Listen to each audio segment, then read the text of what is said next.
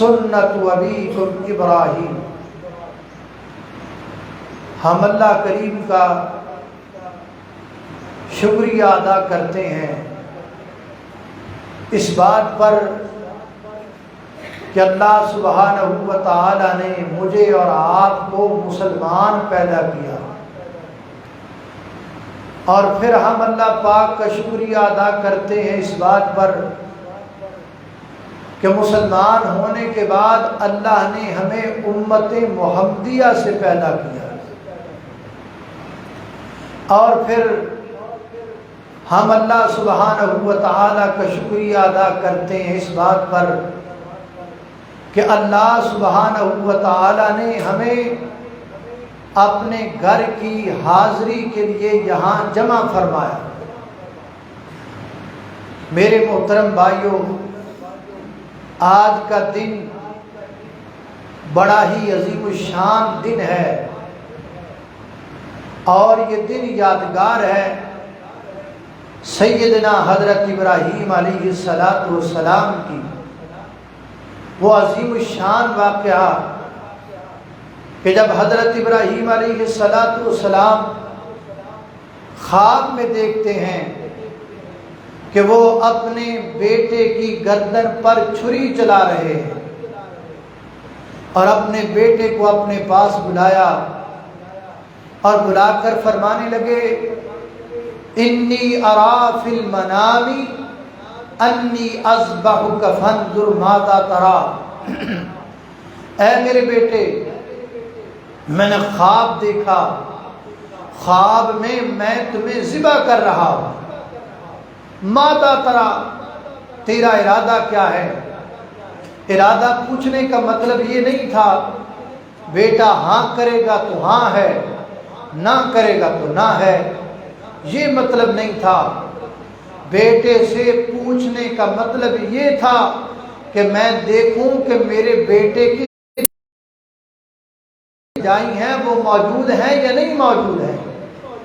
تو بیٹے نے آگے سے جواب دیا یا ابت افعل ما تؤمر، اے میرے ابا جان، آپ کو جو حکم ملا ہے وہ کر گزریے، انشاء اللہ من الصابرین، آپ دیکھیں گے اللہ نے چاہا تو میں صبر کرنے والوں میں سے ہوگا۔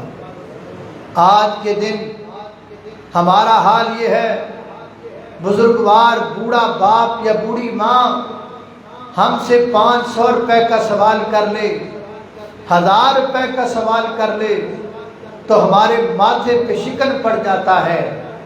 ہم اپنی جیب سے 1000 روپیہ نکالنے کے لیے 1000 بار سوچتے ہیں۔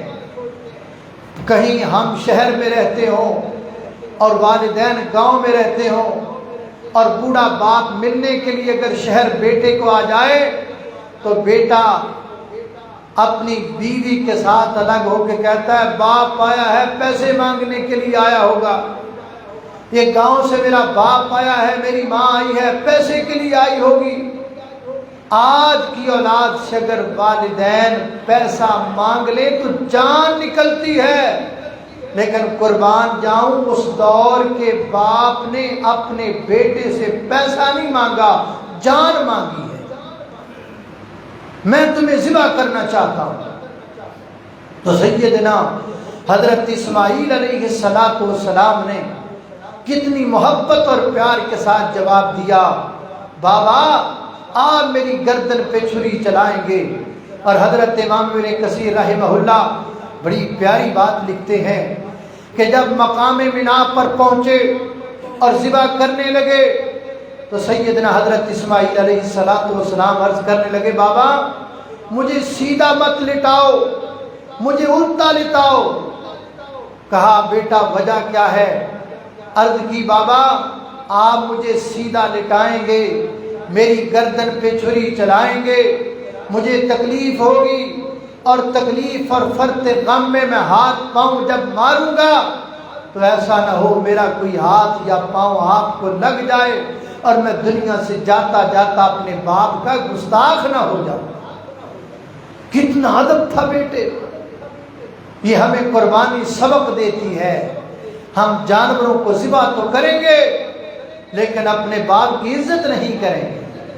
4-5 لاکھ کا جو ہے ہم جانور تو ذبح کریں گے، اپنی ماں کی عزت نہیں کریں گے، اپنے باپ کا احترام نہیں کریں گے۔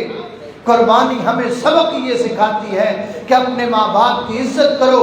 اللہ ہمیں اپنے ماں باپ کی عزت و قدر کرنے کی توفیق عطا فرمائے۔ میرے محترم بھائیو، یہ جو جانور اب ہم ذبح کریں گے اللہ کے حکم پر، سیرت ابراہیم پر، سنت ابراہیم پر عمل کرتے ہوئے، اس کے 3 حصے ہیں۔ جو جانور ہم ذبح کریں گے اس کے 3 حصے ہیں۔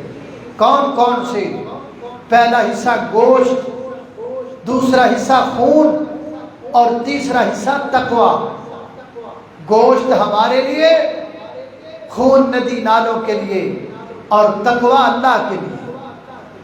ہم نے دیکھنا یہ ہے کہ ہم نے اس کو موٹا تازہ تو کیا ہے، ہم نے اس کو خوراکیں تو کھلائی ہیں، ہم نے پورا اہتمام کیا ہے، گوشت لذیذ بنے، سیخ کباب کا انتظام کر دیا گیا ہے، ہم نے باربیکیو کے انتظام تو کر دیے ہیں، ہم نے گھر میں مرچ مسالے کا انتظام تو مکمل کر لیا ہے۔ یہ ہمارے لیے ہے، خون ندیوں میں نالیوں میں بہے گا۔ سوچنا یہ ہے کہ ہم نے اس جانور میں تقوی کتنا رکھا ہے، تقوی ہے یا نہیں ہے۔ تقوی کے بغیر قربانی قبول نہیں۔ اللہ فرماتے ہیں لن ینال اللہ لحومها ولا دماؤها، نہ ہم تک گوشت پہنچتا ہے نہ ہم تک خون پہنچتا ہے۔ ہم تک کیا پہنچتا ہے؟ فرمایا ولکن ینالہ التقوی منکم، ہم تک تو تمہارا تقوی پہنچتا ہے۔ ہم یہ دیکھتے ہیں کہ ذبح کرنے والے کے دل میں ہمارا ڈر کتنا ہے۔ ہم یہ دیکھتے ہیں کہ یہ گردن کی، یہ جانور کی گردن پہ تو چھری چلا رہا ہے، اپنی ناجائز خواہشات پر بھی چلاتا ہے یا نہیں چلاتا ہے۔ ہم یہ دیکھنا چاہتے ہیں کہ اس نے جو جانور ذبح کیا ہے یہ جانور حلال کے پیسوں کا ہے یا حرام کے پیسوں کا ہے۔